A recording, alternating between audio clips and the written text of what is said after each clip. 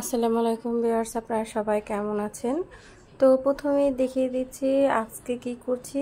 আজকে তন্দুর রুটি বানাচ্ছি। তো এই তন্দুর রুটিগুলো কীভাবে বাসায় সুন্দর করে বানাতে পারি সেটাই আপনাদের সাথে শেয়ার করব। আশা করছি ভিডিওটি আপনাদের ভালো লাগবে। তো আসুন, আমি এখানে কিন্তু সব আপনার ইস্ট, তারপর হচ্ছে দুধ, তারপরে হচ্ছে চিনি, তারপরে হচ্ছে আধা চামচ লবণ, এসব দিয়ে আমি কিন্তু এটাকে রেডি করে রেখেছি বাটারটাকে। আর এখানে আমি একটা ডাউলের বুট রান্না করছি। এইখানে হচ্ছে উইন আমি সব কিছু দিয়ে মেখে রেখে দিয়েছিলাম। তো একসাথে এত কিছুর ভিডিও কিন্তু আপনাদের দেখানো সম্ভব না, এর জন্য আমি ধাপে ধাপে একটু একটু দেখিয়ে দিচ্ছি কি কি করছি আর কি। তো এইটা হচ্ছে রান্না করব রাতের জন্য, তো এটাকে ভিজিয়ে রাখলাম। তো যে উইংসগুলি আমি আপনার ম্যারিনেট করে রেখেছিলাম সেগুলো একটা একটা করে চুলার উপরে দিয়ে দিচ্ছি।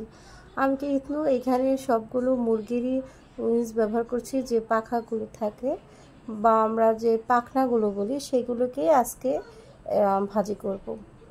তো এইরকম যে কড়াই আপনার কড়াইতে দিয়ে যে এটা হয় ফ্রাইটা হয়, আমি সেইটাই করব।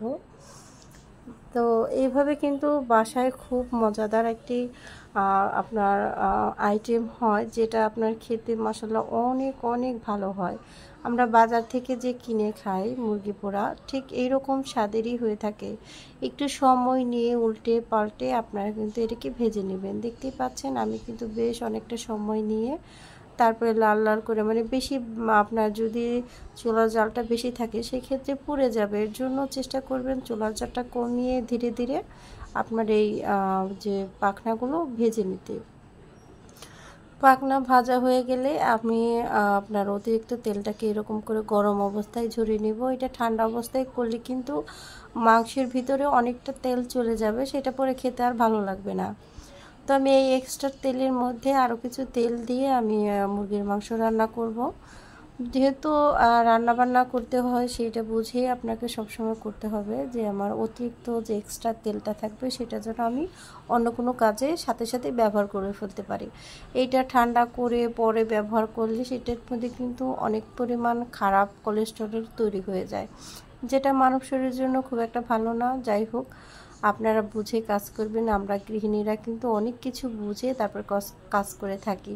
দেখতেই পাচ্ছেন আটার যে খামিটা মাশাআল্লাহ কীরকম জালি জালি হয়েছে, আমি আপনাদের সেটা একটু দেখিয়ে দিলাম।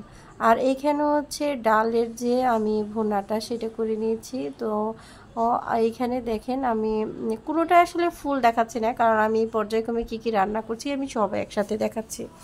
তো এখানে আমি আপনার যে নান রুটির যে এইটা করবো, ময়ানটা করব, সেটাকে খুব ভালো করে মথে নেব। আপনারা যারা কম বেশি ভিডিও দেখেন তারা কিন্তু খুব ভালো করে জানেন যে এটাকে ভালো করে ময়ান দিতে হয়। তো আমি এটাকে একটু ফাস্ট করে দিয়েছি, নয়তো অনেক সময় লম্বা ভিডিও হয়ে যাবে। আসলে এত সময় ভিডিও দেখানো যেমন সম্ভব না, এরকম দেখাও সম্ভব না। তো আপনারা একটু বুঝে তারপরে করে নেবেন। তো আমরা প্রত্যেকটা গৃহিণীই কিন্তু খুবই সচেতন থাকি নিজেদের পরিবার নিয়ে, তারপরে হচ্ছে সংসার নিয়ে। আমরা প্রত্যেকেই চেষ্টা করি সংসারের মাঝে নিজস্ব সত্তা বজায় রাখার জন্য। প্রত্যেকটা নারী কিন্তু তার স্বামী সন্তানকে এতটাই ভালোবাসে যে তাদের জন্য অনেক কিছু করে তারা, কিন্তু তার কোনো প্রতিদান পায় না, সেটা অন্য কথা। সব পুরুষরা কিন্তু মহিলাদের এই পরিশ্রমকে খুবটা মূল্যায়ন করেন না। আবার যারা আছেন অনেক ভালো মানুষ, তারা কিন্তু ঠিকই স্ত্রীর এই সময়টাকে অনেক মূল্যায়ন করে, যে আমাদের জন্য কষ্ট করে করেছে। তো তারপরেও মহিলারা নারী, আমরা নারী হিসেবে বা একটা স্ত্রী হিসেবে, মা হিসেবে সবসময় চেষ্টা করি বাচ্চাদের জন্য কিছু ভালো কিছু করার। তো দেখতেই পাচ্ছেন আমি এরকম করে চুলার উপরে ধরছি আর কি সুন্দর করে ফুলছে। আমি কিন্তু নিজেও একটু সারপ্রাইজ, কারণ আমি আগে কখনো এইভাবে রুটি করে দেখি নাই, কিন্তু মাশাআল্লাহ অনেক সুন্দর হয়। তো দেখতেই পাচ্ছেন সুন্দর তুলতুলে ফোলা হয়েছে, আবার আমি যেরকম চেয়েছি সেরকমও হয়েছে। তো সবগুলি অ্যাকুরেট হয় না, কোনোটা হয়তো বা পারফেক্ট হয়েছে, কোনোটা একটু আনপারফেক্ট। যেহেতু আমরা কোনো বাবুর্চি না বা আমরা রেগুলার কোনো বড় দোকানে চাকরি করি না, আমরা হঠাৎ শখ করে করি, সেই ক্ষেত্রে সব পারফেক্ট হবে বা সব একরকম হবে এই জিনিসটা চিন্তা করাটা কিন্তু ভুল।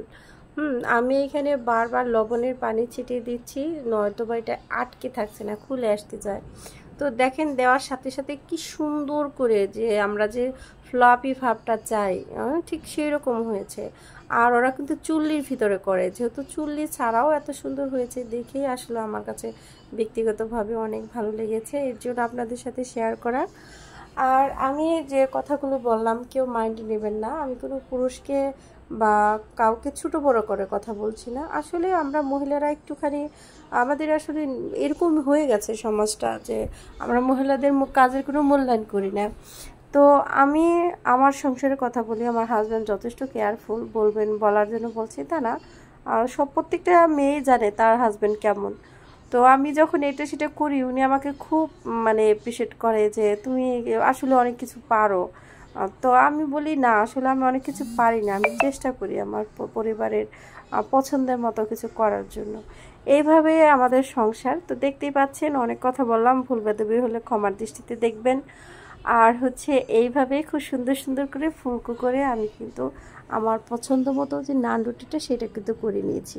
দেখতেই পাচ্ছেন কোনোটা একটু বেশি পুড়ে গেছে, কোনোটা কম। তো বারবার ক্যামেরাটা এদিক সেদিক করাতে কিন্তু দেখেন আমি কিন্তু হাই হিটের মোটামুটি রেখেছি, 1600-র মধ্যে রেখেছি আমার চুলাটা। তো বারবার চুলার উপরে পানি ছেটাতে যে আমার চুলাটা একটু নোংরা হয়ে গেছে।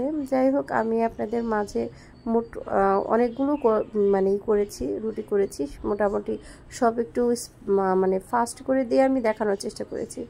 এই হচ্ছে ফুল ভিডিওটা এরকম হয়েছে। পিঠটাও খুব সুন্দর মচমচে হয়েছে, আবার এই পিঠটাও খুব সুন্দর মচমচে হয়েছে। এভাবে বানিয়ে নিলাম তন্দুর রুটি, আপনারাও ট্রাই করবেন। সবাই ভালো থাকবেন, আল্লাহ হাফেজ।